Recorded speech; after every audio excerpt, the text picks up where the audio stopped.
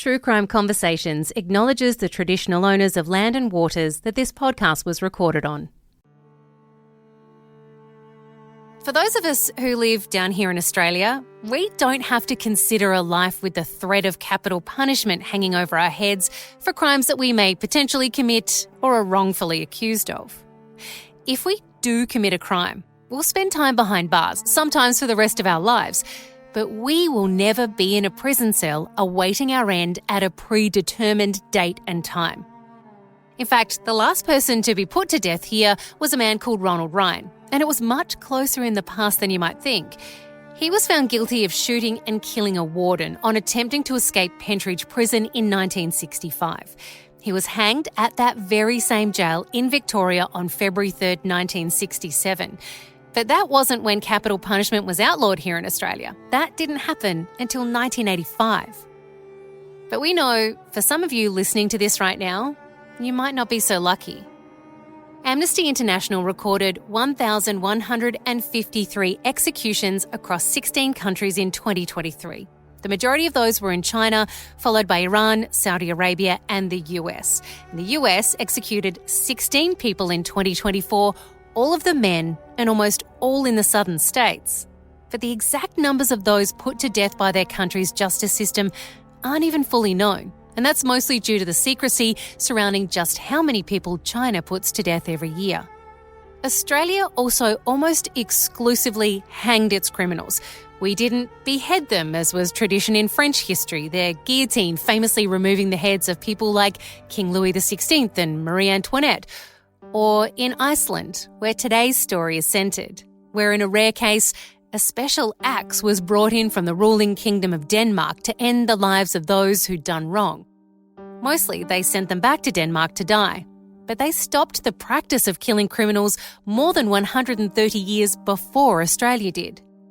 Back in the early 1800s, capital punishment was still very much an option for those Icelandic folk who broke the law in the small island country. And for a young woman trying to make her way in the world at that time, it was a brutal and harsh environment to exist in. It was into that world that Agnes Magnúsdóttir arrived. Her young life was scarred by the loss of every person she loved. She worked tirelessly just to survive. So when a wealthy man came into her life with promises that he wouldn't keep, she made a decision that will ultimately see her death be set at a predetermined date and time, and become the very last person to die at the hand of an executioner in her country.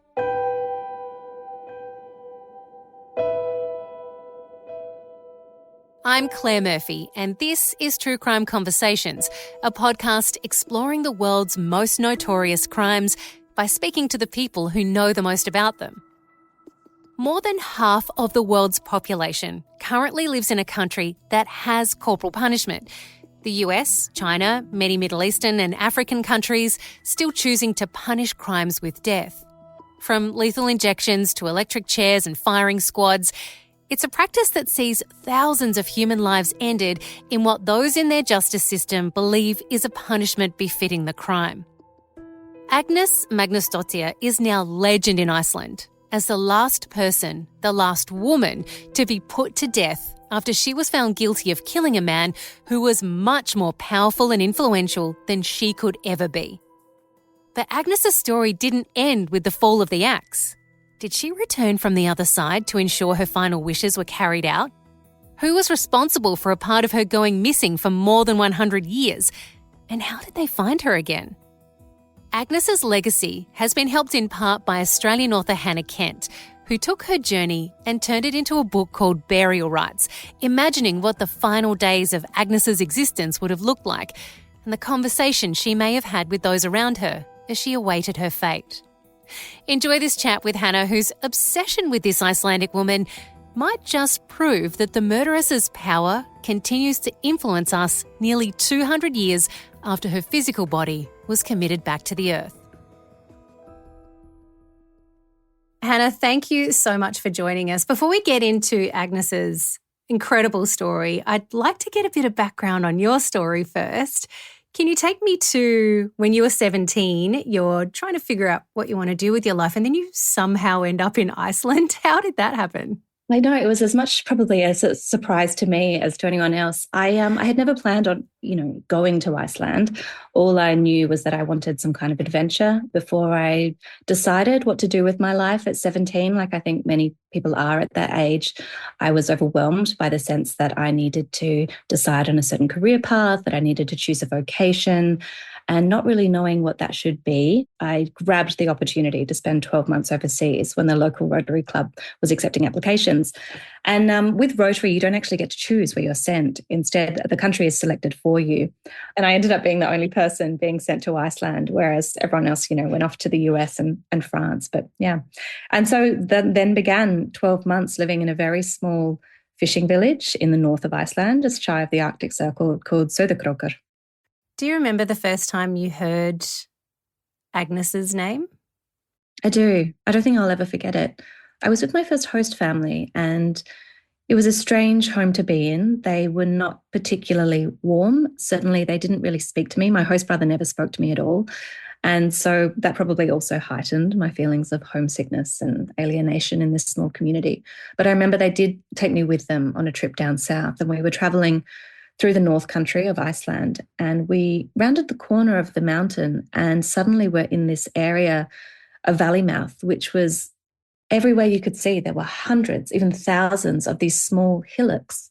It looked completely bizarre, something like out of a dream. And I remember sort of broaching the silence in the car to say, are these Viking burial mounds? Because I knew Iceland had some history with Vikings, and I just could not for the life of me think what else they could be. And I was told that no, they were caused by an avalanche. But then as we were driving through, 3 hills were pointed out to me. And I was told that they were called Þristapar, and that it was there that the last execution occurred in Iceland. And I was, immediately interested, as I think anyone would be on hearing this snippet, and asked, who was it and what had happened? And I wasn't told too much then, but I was told that the last person to be beheaded by broad axe, as is what happened upon those 3 hills, was a woman called Agnes Magnúsdóttir. And that, I think, is what I found immediately interesting, that this was a woman, and not a particularly old woman. She was in her 30s. And when I asked them why, I was told something which I found immediately dissatisfying. I was told that, we don't really know why she did it. We know that she stabbed the man that she worked for, this farmer, to death in bed as he lay asleep. And then she tried to burn down the house, this turf farm, as Icelanders lived in back then. And we think that she did it because, she wasn't a good person. There was some sort of mutterings about maybe she'd been in love with the farmer and he hadn't reciprocated her feelings. But mostly I was told, she was just bad. She was just a bad person. And that was kind of left it there. And I remember thinking of her as we continued driving for the rest of the 3 hours or however long it took. And then that night too, trying to go to sleep and listening to this winter wind just howling outside the house, and thinking of her and wondering about her, wondering who she had been really, because I think even then I had this very strong sense that no one is, unequivocally evil. No one is all bad. I just desperately wanted to know more about her story and why she had ended up on those 3 hills in January in 1830, which is when she died. You returned home to Australia, and I'm going to get into the supernaturalness of Agnes's story a little bit later on, but you returned to Australia and her presence in your mind never truly goes away. She's still with you. Mm. Why do you think her story stuck with you? Like, what is it about her? And do you feel like and I'm not a woo-woo person, not a big believer in ghosts, but do you feel at all like Agnes guided you at all to write the book, Burial Rites, about her final days? Like, how do you see that process? Because we all learn bits of history as we travel around the world, and not many of us end up writing books about one woman they happen to hear about on a car ride one day. Yeah, it's true. And it's a question I've asked myself many, many times, and I still don't think I have a firm answer for it. I know that there are people who have come to me, readers particularly, who say, I think that she was there, and I think that she guided you towards writing this book. And I think that's a lovely interpretation. And I'm open to that. I think I have to be open to the mystery of it all, honestly. And honestly, I quite like that it is a mystery that I ended up becoming so obsessed with this case. I still can't quite explain it, and I don't have a definitive answer. And I don't mind that. I don't mind that something of this is still inexplicable. All right, well, let's learn a little bit about Agnes then. From the research that you did, because as you said, the idea of Agnes to the people around her in the community after this crime was committed, that she was just this awful, evil human being. But what did you find out about who she was as a person, like her character, in your research? Well, the first thing I found out was that no one really knew very much at all. I remember throughout the rest of my exchange, even as it became a lot better, and certainly as I learned the language, asking people about her and being frustrated at how little was known about her early life, particularly, which is what I was interested in. I think even then I was trying to get a sense of context for what happened. I wasn't necessarily looking to find innocence in any, explanations of her character, but I just wanted to understand her. And I realized that while people were very familiar with the case, but then not everyone knows the exact details of what happened. And so I was frustrated by that, which probably, heightened my curiosity. And then when I did go back to Australia, I still hadn't decided that I was going to write a book, but I still had this burning desire to find out more about her. And so I ended up finding the resources which were available to me as a uni student in Adelaide, which was using the resources in the library, trying to find online articles. And I soon realized that I was not able to access any primary resources, but I was able to find several, I guess you would describe them as local histories or several accounts of the murders and the execution. And in them, again, my frustration just multiplied. There were so many accounts which suggested, I remember one of them suggested that, yes, Agnes Magnúsdóttir had fallen in love with the farmer, Nathan Ketilsson, who was an extraordinary man in his own right. He was known, he seemed to be very complex, very contradictory. He was a very gifted healer, but he was also a womanizer. He always seemed to have a lot of money, and there were rumors at the time that he had stolen it, which it was, he had been accused of thievery before, and other people thought he was just a sorcerer, and he did really nothing to deny these claims. So people thought, well, he was an enigmatic and charismatic man, and Agnes fell in love with him. She was a servant woman. She went to go work for him, and then sometime during that year that she worked with him, he spurned her. And one source literally described her as then going insane. That, being spurned made her go mad, and then she killed him. There were two other people involved in the murders. One was another maid at the house, a woman called Sigriður, and who was very young at the time. She was not yet an adult. I believe she was 16 years old. And there was another young man from the area called Friðrik Sigurðsson, who ended up being beheaded before Agnes. And he was only 17. He was a farmer's son, quite poor, and people thought, very envious of Natan's supposed wealth. In every account that I came across, or every sort of document I was able to have delivered to me, this same idea of Agnes being the one who really created a gang out of the three and who incited Friðrik to be violent towards Natan. It was her. She was the manipulator. She was the one behind the scenes, sort of rubbing her hands together.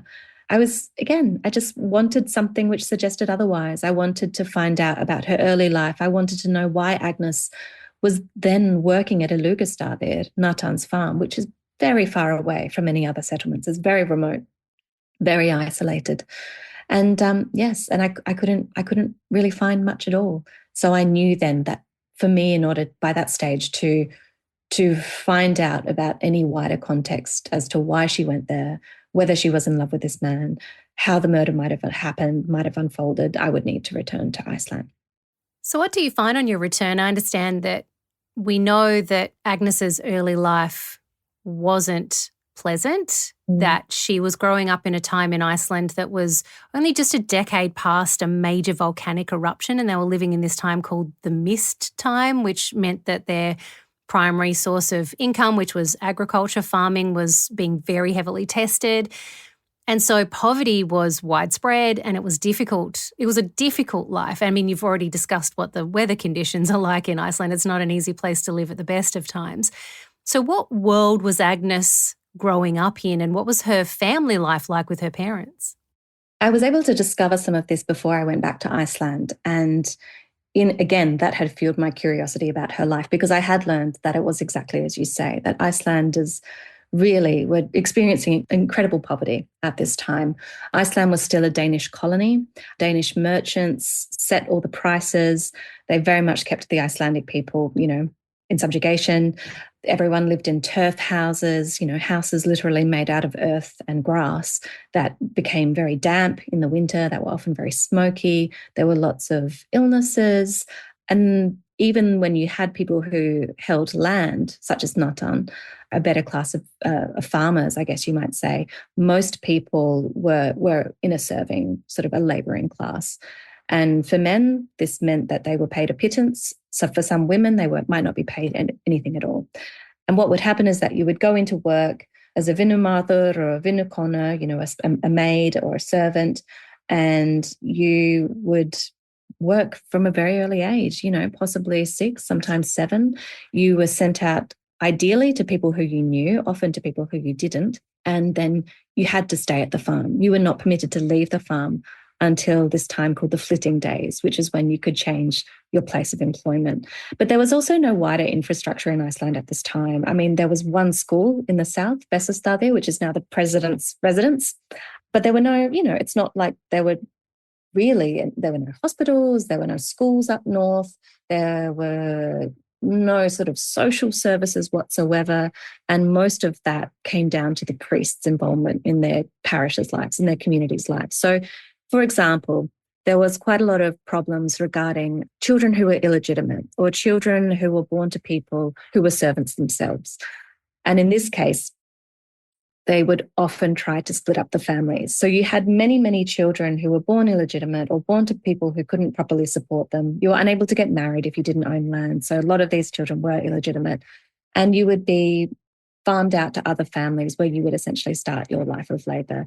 And particularly if you were a woman, there were very little means available to you outside of, marriage or, slightly elevated working position where you could better your conditions. You're essentially in many ways kind of in, working for life in very, very difficult, very hostile environment. So absolutely not a place where it was possible to easily get by without a wide range of supportive kinship networks. That was something that I was very aware of.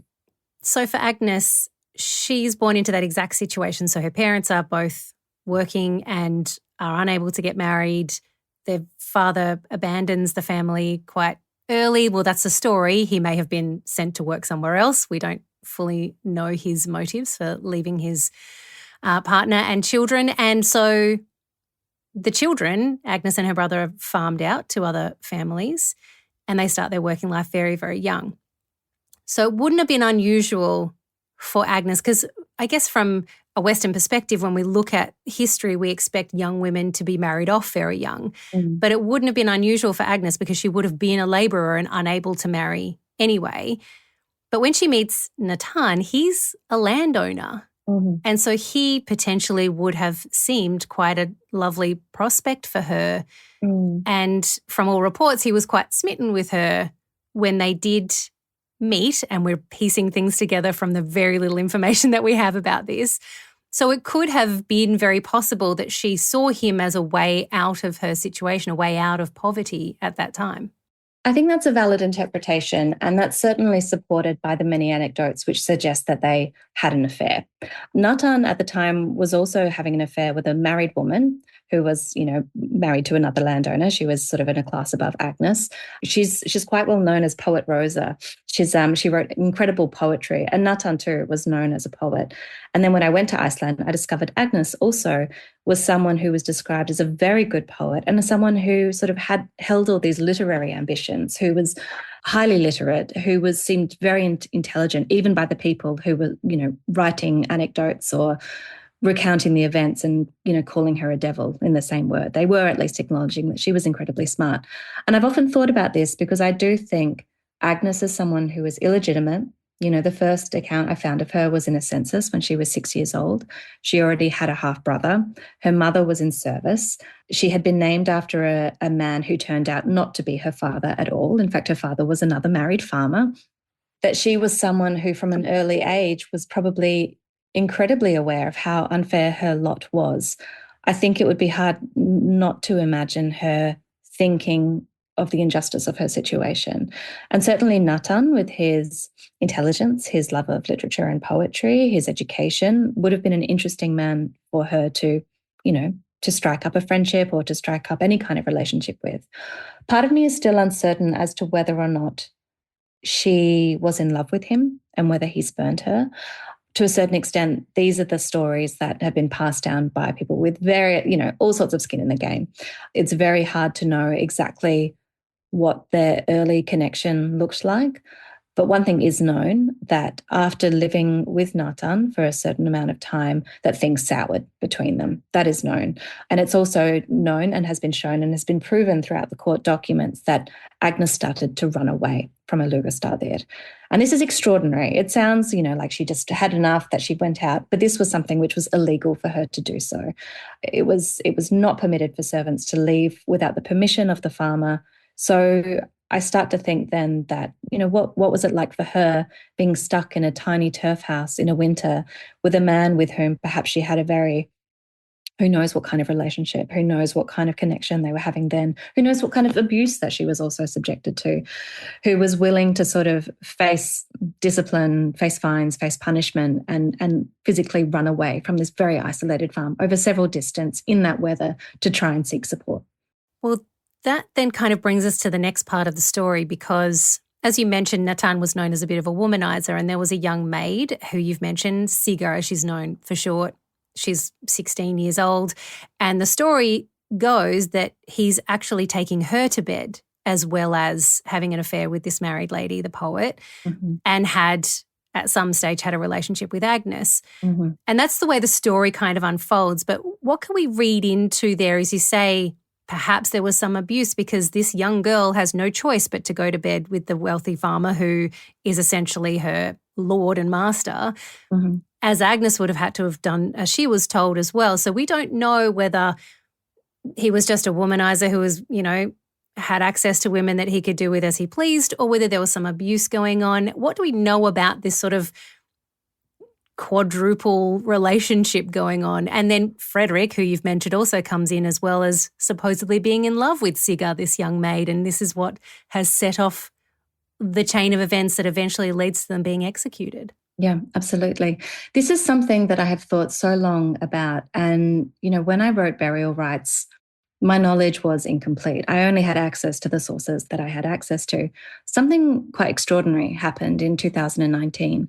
This case, which I think has long had a held of sort of the Icelandic, nation's imagination, was retried. A modern trial was held by the Icelandic Legal Association, but they held it according to contemporary Icelandic law.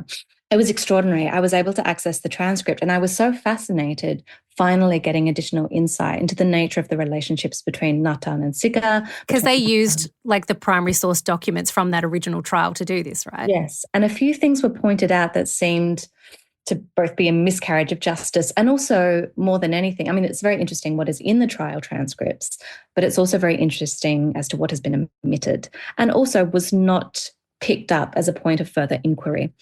And one of the things that really struck me reading the transcript was that Agnes, in running away and in the trial, had actually used a word which I think has highly euphemistic meaning. It's not actually an Icelandic word at all. And there was some consternation amongst the lawyers as to what she might have intended or whether she was alluding to a French word, being, again, a very educated and literary person despite her low station. And the word basically translates, or its approximation is that she was being scolded by Natan and Sigga was being scolded. Now, I found it very interesting that several male academics have taken that at literal value, suggesting verbal abuse eventually between Natan and Sigga. There are several other linguists and there are several other female historians who have taken a different view and say that no, she was clearly alluding to sexual abuse, that this was a way where she could speak to that at a time where you could not speak very, explicitly about these sorts of things. That Agnes, in running away and seeking help from the priest, had probably been in a situation where both she and Sigurd were being sexually abused by Natan, and that it no longer was a place where they felt safe, that she was willing to risk punishment in order to tell people about what was happening. And in both instances, she was simply returned back home to Ilugastad and was also she was forced to apologise to Natan. What the modern Icelandic lawyers pointed out was that no one ever asked the priest what she had come to him about. No one ever in the original trial interrogated the reasons for her running away.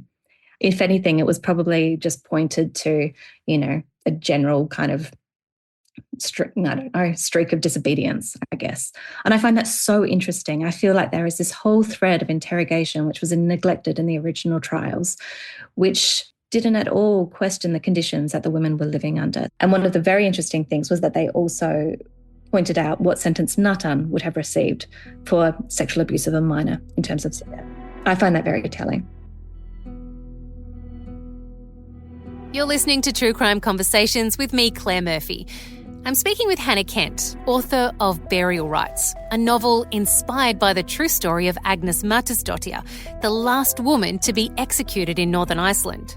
Next, we head back to March 14, 1828, to piece together what really led to the plan to kill Natan Ketilsson.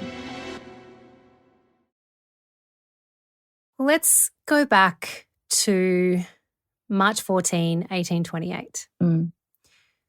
There is a lot of conjecture about what happened that night and what led up to happening that night. Because as far as Agnes has been painted, she was the one, as you mentioned, who kind of banded Frederick and Sigurd together with her to take down Natan. But then there's also some commentary about Frederick's mother being involved in this as well. Or was it Frederick who was in love with Sigurd, who wanted to kill Natan in order to take her as his bride, if he was allowed to at that time? I imagine his father owned a farm, he would have been allowed to. So what's your understanding of who was the one who set this plan in motion? Who was the one who was the motivator for all of these people to become entangled in Natan's death? It's a very good question, and to a certain degree, we will never know. Let me take you through the events of March 14th as they're known and generally proved to be correct, that in the middle of the night, Agnes woke up the neighbouring farm at Stapakot. It was a considerable distance away. She would have had to travel throughout the night to reach there. And she woke up the family and she said that Ilugastad was on fire and that Natan and another guest he had had over for the night, a man called Pieter, were trapped inside. And the family came running back with her. She had said that she thought the fire started from the kitchen, that it was accidental, and in the early hours of the morning, the bodies of the two men were found in their beds. However, as it grew lighter, it was realised by the farmer of Stapakot that perhaps not all was as it seemed, because on closer examination of the corpses, blood was found on remnants of unburnt clothing, and both seemed to also have stab wounds. This then led the farmer to contact the district commissioner, who was a man called Björn Blundell, who was sort of like the local sheriff in the area. And then he questioned Agnes and Sigurður. Apparently there were some discrepancies in what they said. And then both of them eventually said that, yes, the men had been murdered, and they both said it had been done by Frederick Sigurðsson, the local farmer. Now, Frederick and Natan had some very public disputes in the past. So there was enmity between the two men. The enmity increased when it became known to people that Frederick wished to marry Sigurður. Natan at this time was probably, I believe, abusing Sigurður. Frederick would have needed Natan's permission to marry Sigurd, and he refused to give it. So these are all sort of the various threads of conflict which I think came together to the point where Frederick said that Agnes had suggested that he kill Natan and that they all take a share of his money. That was supposedly somewhere, again, in the house. And that was Frederick's story. Sigurður too seemed to say that both she and Frederick and Agnes were hopeful to get their hands on Natan's wealth, and that was the motivation for the murder. However, Agnes, whose testimony, as I said, was not transcribed, did not say that that was the reason why. She instead indicated that it was Natan's behaviour towards her and Sigurður, and also Frederick in his sort of power-mongering and, abusing the hold that he had as farmer over, Sigurður and Agnes, and that she wanted to be rid of him, in the sense that she wanted her misery and her suffering to end. We don't know if she ever said anything explicitly. In a very strange turn of events, Sigritha was permitted to speak with Agnes before Agnes came up and testified during the courts, and then it was never written down what she said. So we actually don't know. We only have anecdotal evidence. So then from that point onwards, it was decided that the three had been a gang, and whether it was through public opinion or because people took pity on Sigga because she was young and also believed to be quite simple-minded, people really thought Fredrik and Agnes were the ones to blame, and that it had been Agnes who had prodded Fredrik to, essentially with a hammer and a knife, kill Nathan. Pieter, who was also murdered, was thought to be just simply in the wrong place at the wrong time. So that is what is thought to be happened. Björn Lundahl, who was the man who investigated the crime, who then, also, ran the trial and then also judged them and sentenced these people, something which you cannot actually do under contemporary, humanitarian law. He actually was the person, Sigritha was originally also condemned to death, but he later then ran a petition on her behalf and had her sentence commuted. And certainly there was a lot of warm feeling towards Sigritha as someone who was considered to be, again, quite simple-minded, again, probably in the wrong place at the wrong time. But that sympathy was not extended to Agnes, who was, she was in her early 30s. She was much older than Fredrik and Sigritha. And so the trial was then supported in Reykjavik, the original verdict, and the verdict was then also supported in Copenhagen. And it was decided that Agnes and Fredrik would be beheaded by broad axe, and interestingly, that it would occur in the district in which the murders occurred, something which just simply did not happen in Iceland at that time. At the time, and this is supported by many sources I read, when someone had committed a very, very a heinous crime and received capital punishment, they were sent to Copenhagen, where it was carried out. And many sources that I read, including diaries from foreign travellers, said that the reason for this was because no Icelander was willing to kill another Icelander. They just couldn't find anyone to be executioner.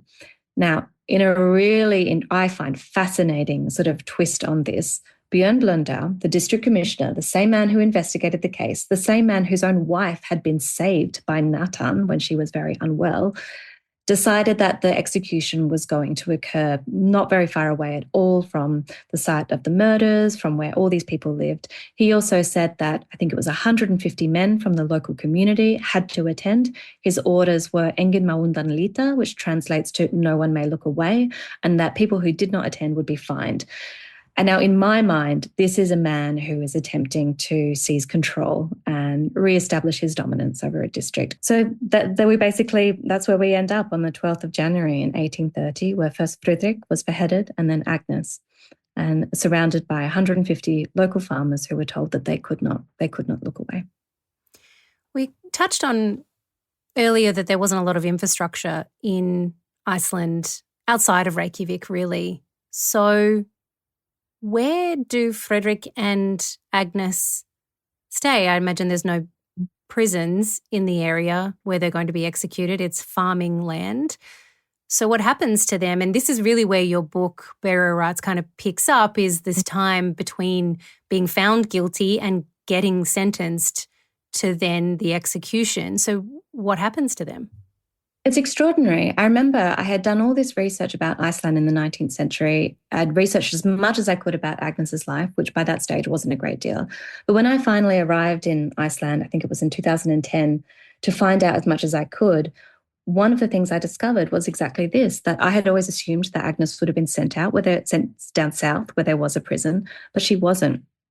She was essentially billeted out because there were no local sort of services, but also, I don't know whether it was, Blondell talked a lot about his reasons for having the execution in Iceland was to save money, something which I think can be easily disproven by his many letters apologising for overdrawn states of funds for feeding and clothing the prisoners.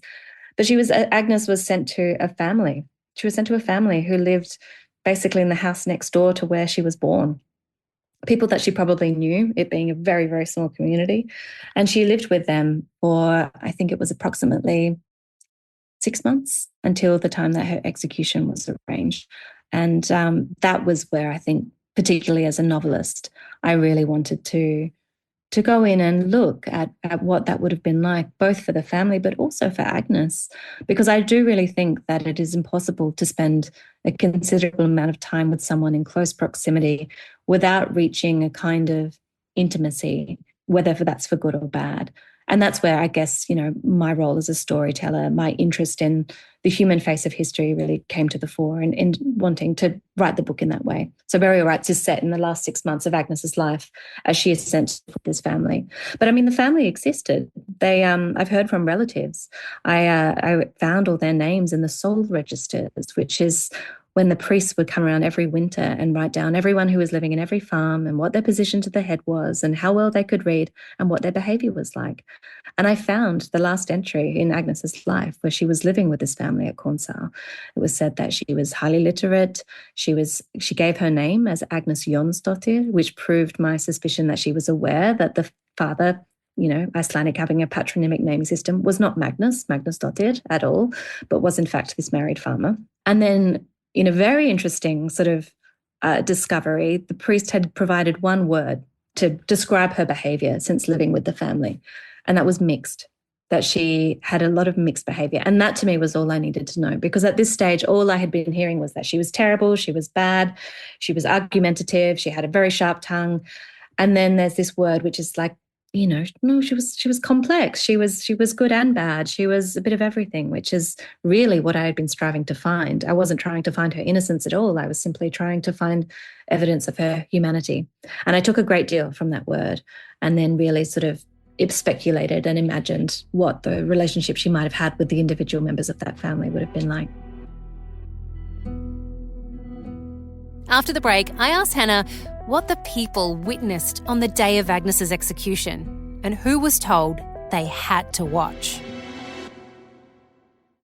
So she spends 6 months living with this family on this rather isolated farm, and then she's taken to the execution site, which is the place that you saw that first brought this story to you. What would have been like for the people who were told that they could not look away? Like, what are they seeing on these hillocks on the day that this execution happens? Because Agnes isn't the only one. Friedrich is also executed on the same day. So what is it that they're seeing? It's so interesting. I've read many accounts of the execution and they're all a little bit different. But some things we do know. We know that a platform was built upon the 3 hills and that it was dressed with red cloth. We know that an axe had been specially commissioned for this event. And we also know that a block of wood, an oak block, had been imported again, specifically for the execution, which again kind of flies in the face of Blundel's assertion that this was an inexpensive operation. All of these things cost a lot of money. And there's many letters where, again, he's talking about how expensive it was to procure these items in Iceland. We also know that, very interestingly enough, Guðmund de Ketilsson, who was Natan's brother, was asked by Blundell to execute Agnes and Friedrich, which I find extraordinary. Can you imagine that in a modern day, going to the brother and saying, will you take off their heads? It was something that he did do.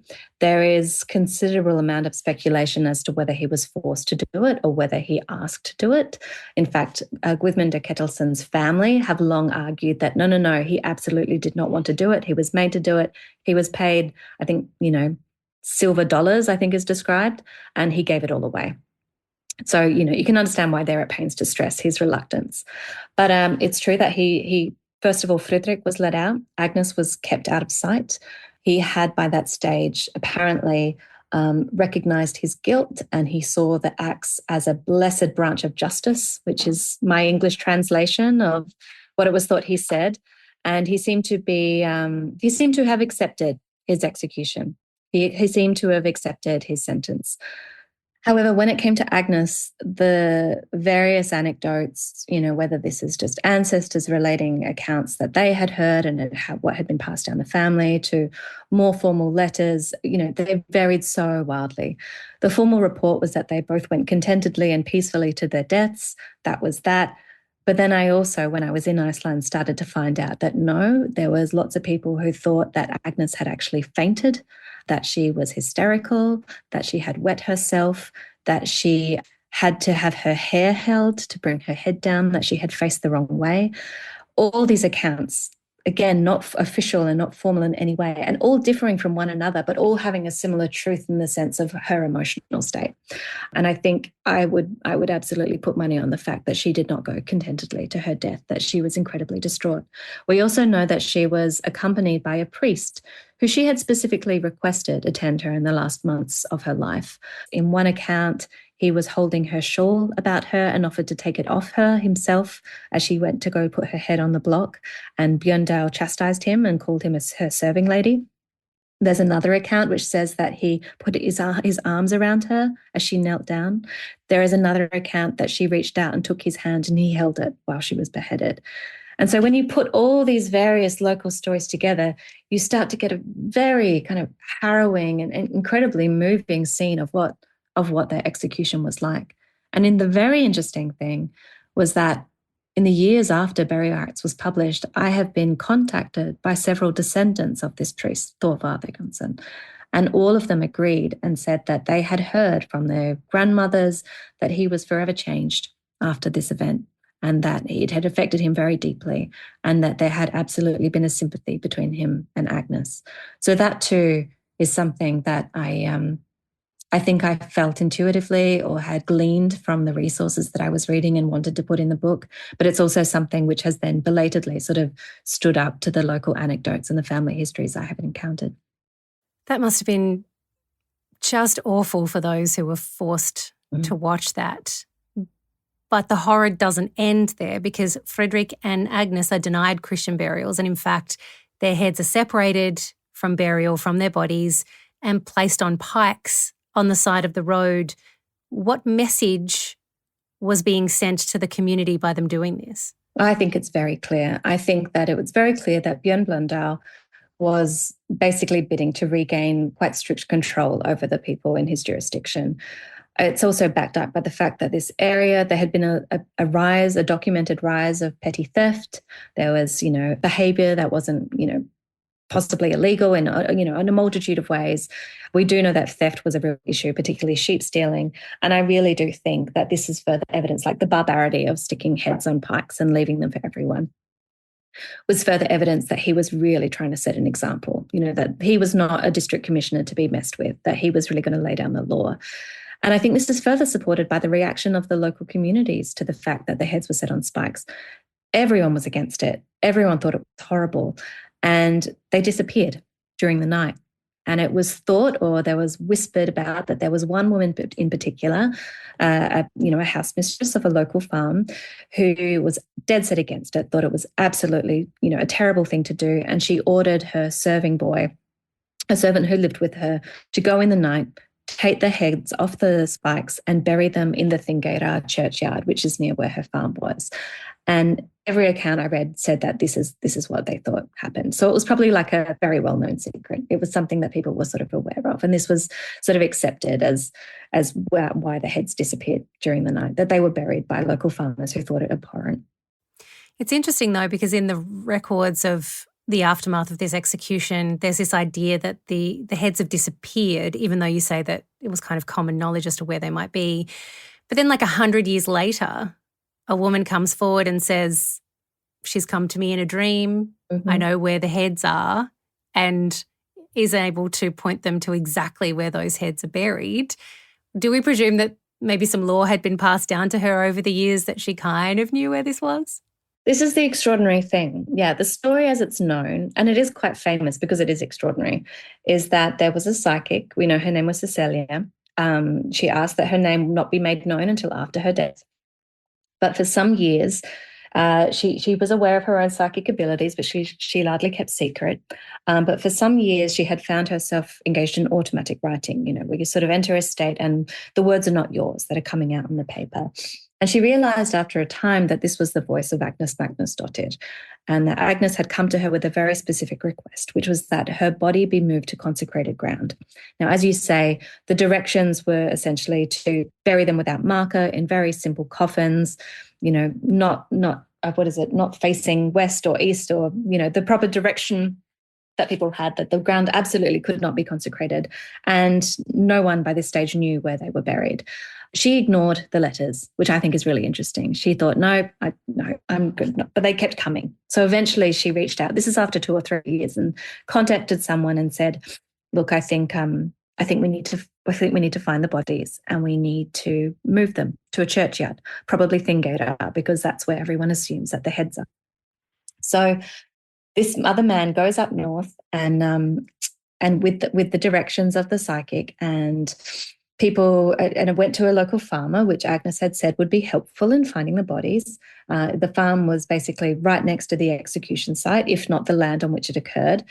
And he was called Old Magnus by Agnes. His name was, in fact, Magnus Sveinstad. The man who went north was very surprised to find that, yes, there was a man living on this farm.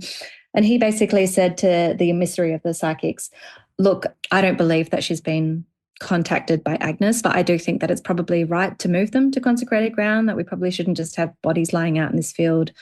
And so he agreed to help search for them. And the man said, well, the psychic actually ended up asking Agnes where the bodies were. And she had given a very sort of poetic series of directions, which is sort of like at high summer's sunset, next to a bore of gravel. And so they followed the instructions. And within 15 minutes, they found the heads, which Agnes had also said were not buried in the Thingera churchyard, but had in fact been buried on the site. And her and the man had thought, well, no, everyone knows they're in Thingera. I don't think that's true, when the psychic had originally told him. But that's what they found. They found the heads buried there. And it was then thought that the servant who had been sent to get them had been too spooked and simply buried them in the ground just underneath where they lay. The most extraordinary thing about this discovery, too, was that Agnes, in denying that they were in Thingera, through the psychic, had said that a remnant of the stake still remained in her head. And when they unburied the skulls, they found 10 centimetres of wood inside one of them. Now, that's kind of extraordinary.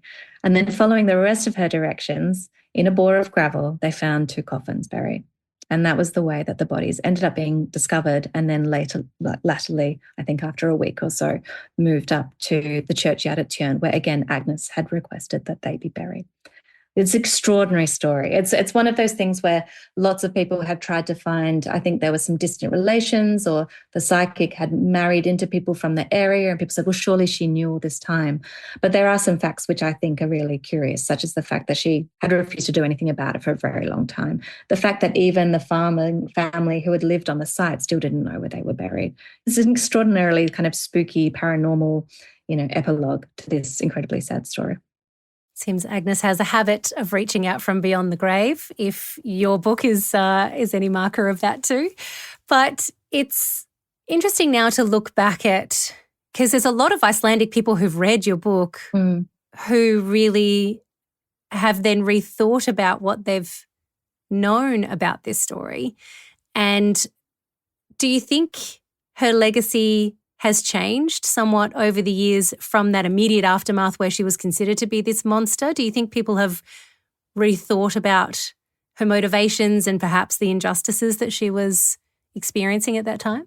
I think people are undoubtedly curious, and I don't think this is necessarily because of burial rites. I think it's a contemporary concern. But I also think that there have been many people with whom it never sat easy, this depiction of Agnes as evil. I think that the execution particularly was a very widely traumatic event for many people in this area. And I mean, you have to appreciate too, I think, that Icelanders are very close to the past. They're very sort of genealogically aware. The past is not as far away as perhaps it is in other cultures. And many people are able to sort of, trace their descendancy from, times in the sagas. And I think that what has been so apparent is, to me particularly, is that people still are connected to this case, not simply because they might live in the area, but because they're related to people who were involved. So everyone's viewpoints, I think, are coloured by, family stories, their own connection. I think that Agnes is someone who has mystified people for many years, probably because not a great deal has been known about her. And all the accounts of the execution and the murders, they're all sort of titled The Story of Nathan Ketilsson. And Agnes, being a maligned figure, kind of works in his story. She's just kind of the cooked up stereotypical evil woman, like she's Lady Macbeth rubbing her hands together behind the scenes. And I think people have always maybe quietly or been troubled by that. There was a really interesting film which came out in 1995 in Iceland called Agnes. And in that, they made her incredibly sympathetic. They made her someone who was almost angelic. And I'd seen it and was interested in the reasons for doing that. But in my mind, particularly as a novelist and what I was interested in, I felt that, good and bad are the same dichotomy, right? I wanted to muddy the waters a little bit. I wanted to get some more complexity and contradiction. But I think even the fact that that was made shows a lingering desire to understand more about her. A farmer once said to me, there's a great uneasiness he has with this story, and that it really doesn't leave people alone. And I think that's very true. And I think it's because there is so much about it which is mysterious. There is so much about it which is, filled with conflict or, things that we don't know. I think there are just so many gaps still in the story. And I think that's one of the reasons why it continues to hold people's curiosity. Hannah, thank you so much for sharing your insights on Agnes with us today. We really appreciate it for you sharing some time with us and talking about this. Thank you. It's a pleasure. Thank you for having me. Thanks to Hannah for helping us tell this story. You can find her book, Burial Rites, and her memoir, Always Home, Always Homesick, at the link in our show notes.